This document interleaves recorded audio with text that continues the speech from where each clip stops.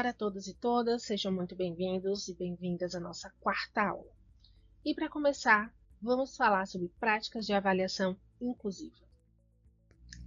Então, como eu devo avaliar o meu aluno, minha aluna? Bem, professor, é fundamental que tanto você, como profissional da área, como os familiares deste aluno, compreenda que a avaliação ela vai muito além do que uma prova escrita.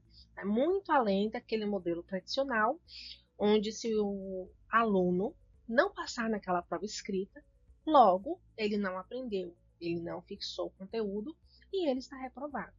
A ideia de práticas de avaliação inclusiva é diversificarmos o máximo que pudermos das avaliações para que possamos conseguir alcançar a cada um deles, já que cada aluno é único. Então, para que a sua avaliação seja inclusiva, você precisa compreender duas dimensões importantíssimas. A primeira delas é que, para avaliar, você precisa conhecer muito bem o seu conteúdo. Se o professor domina muito bem o conteúdo, ele vai saber adaptar, ele vai conseguir analisar o que ele pode flexibilizar, o que ele pode esperar do aluno. E a segunda coisa importante é que você precisa conhecer muito bem o aluno que você vai avaliar. Quais são as suas dificuldades, as suas especificidades, quais as habilidades que ele já tem, como ele consegue te dar um bom feedback do que ele está aprendendo. Então você precisa ter esse conhecimento prévio para que você consiga fazer uma boa avaliação. Ao adaptar a sua avaliação, pense no seguinte: qual é a meta que eu desejo que este aluno atinja? O que pretendo que esse aluno assimile por meio desta avaliação? Quais habilidades este aluno já possui? Qual será o tempo necessário para que ele conclua essa avaliação? Estas questões norteadoras irão ajudá-los toda vez que vocês forem avaliar um aluno com deficiência ou transtornos. É importante que vocês pensem nessas questões antes de produzir a sua avaliação adaptada, utilizando assim as dicas que eu já dei aqui nas outras aulas. Exemplo de formulação de uma avaliação.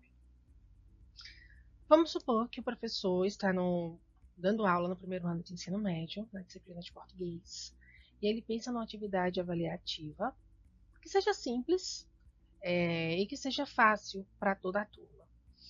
E aí o objetivo é, o professor leva um texto para a sala de aula e pede que os alunos façam a leitura em voz alta daquele texto. Só que o professor irá avaliar aquela leitura observando os seguintes pontos: que o aluno leia com articulação clara, com a entonação correta e com velocidade que todos consigam compreender a leitura daquele texto. O professor vai avaliar a forma que cada um daqueles alunos fará essa leitura. Mas aí eu convoco vocês a fazer uma reflexão. E se meu aluno tiver dislexia? E se meu aluno tiver um impedimento na fala ou na articulação das palavras? Vou colocá-lo para ler em voz alta? Será que ele não se sentiria constrangido por não conseguir articular muito bem as palavras? Ou por deixar passar pontuação, não conseguir fazer a entonação correta, devido a um transtorno de aprendizagem relacionado à leitura, como a dislexia? Por que eu estou trazendo vocês para essa reflexão? Porque o objetivo de nós fazermos uma avaliação inclusiva é nós tentarmos pensar nesses alunos antes de fazer a avaliação, para que eles sejam incluídos nela. Continuando nosso exemplo de formulação, seguindo o modelo anterior para alunos com dislexia. Então, o professor novamente vai pensar em fazer uma avaliação para essa turma. E aí ele traz uma avaliação tradicional, questões dissertativas e objetivas, aqueles textos longos, imensos, para que o aluno possa fazer interpretação de texto e tudo mais. Mas lembra que vocês precisam pensar no aluno, no seu aluno. Então, como eu vou adaptar?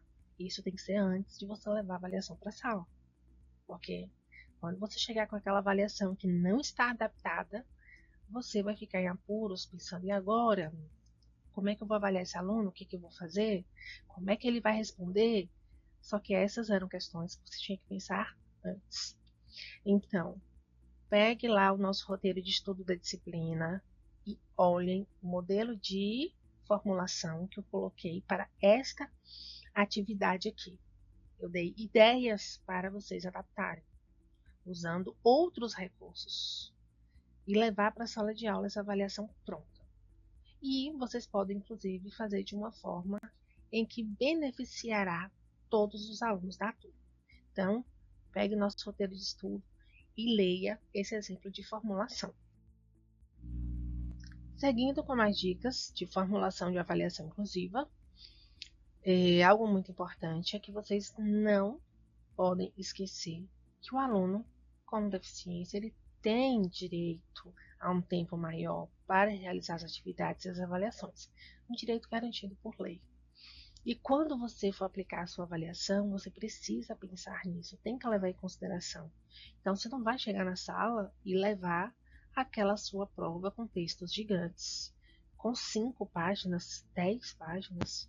Professor, se você está fazendo isso em uma sala onde você tem uma diversidade de alunos, eu não estou falando apenas do aluno com deficiência, porque o aluno sem deficiência também vai ter dificuldade de fazer essa avaliação extensa. Então, você tem que pensar na sua turma de uma forma heterogênea e como você conseguir alcançar a todos eles. Então, que tal você dividir aquela avaliação em 2, 3 partes? Em 2, 3 aulas, já que eu quero fazer uma avaliação extensa, eu vou dar tempo justo para que esse aluno consiga realizar essa avaliação. Porque às vezes o professor ele pensa assim, não, dá tempo de resolver, mas ele está pensando nele resolvendo aquela avaliação. Para o professor é fácil porque ele já sabe as respostas, mas para o aluno não. Então, você pensar em dividir a sua avaliação em 2, 3 partes pode beneficiar a turma inteira e não apenas o aluno com deficiência. Já falamos sobre o uso de ilustrações na parte de acessibilizar a aula e na avaliação vale a mesma coisa. Então, use muita figura ilustrativa ou então leve o objeto para a sala. Se tiver a oportunidade de fazer essa avaliação em laboratório, leve o aluno para o laboratório. E isso vai ajudar na compreensão do texto apresentado. E também, dependendo da disciplina, uma avaliação prática, o aluno vai conseguir resolver de uma forma muito mais tranquila do que uma avaliação teórica. Às vezes ele até tem mais facilidade na prática. E aí o professor ele pode usar de discernimento nesse momento para escolher o tipo de avaliação dependendo do momento, dependendo também do aluno. O uso de tecnologia assistiva é muito importante para alunos que necessitam dela, e o professor ele pode permitir que o aluno faça uso dessas tecnologias, como alguns softwares de leitura de texto para alunos com deficiência visual, ou com dislexia, ou algum outro transtorno, onde o uso desse software pode ser de ajuda. Também ferramentas digitais para representar cálculos para alunos com descalculia. Muitas vezes até permitir que esse aluno utilize a calculadora em sala de aula, pois quem tem descalculia tem uma dificuldade muito grande de fazer cálculo. Não é uma dificuldade comum, é uma dificuldade muito acentuada, de modo que não será justo o professor pedir que aquele aluno faça uma avaliação onde ele não está conseguindo entender a fórmula, ele não lembra da fórmula, por mais que ele estude, por mais que ele se esforce, ele não está conseguindo compreender. Então, o professor pode usar aí de discernimento nesse momento e permitir que o aluno faça uso até da calculadora na hora de uma avaliação. Tudo depende do contexto, depende do momento e depende do aluno. Agora vamos falar um pouquinho sobre a colaboração entre os professores, os familiares e os profissionais que acompanham os estudantes. É essencial que o professor ele tenha uma boa comunicação com a família e muitas vezes até com a equipe multidisciplinar que atende aquele aluno, para que ele consiga fazer um bom projeto de ensino para aquele aluno.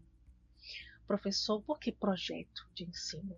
Porque o professor ele precisa planejar, ele precisa pensar em como ele vai transmitir o conteúdo, como ele vai avaliar, como ele vai sensibilizar, e para isso ele tem que colocar no papel, ele tem que planejar. E para isso, a ajuda da família é muito importante, porque muitas vezes o pai ou a mãe pode trazer aí dimensões de como aquele aluno compreende determinados assuntos, como aquele estudante dá um bom feedback de como ele aprendeu, e isso vai ajudar o professor. Outra coisa é a comunicação entre o profissional tradutor intérprete de Libras e o profissional de apoio. Esses dois profissionais que estão muito presentes na vida dos alunos, em algumas escolas chamam-se de monitor, né? Chamam o profissional de apoio de monitor.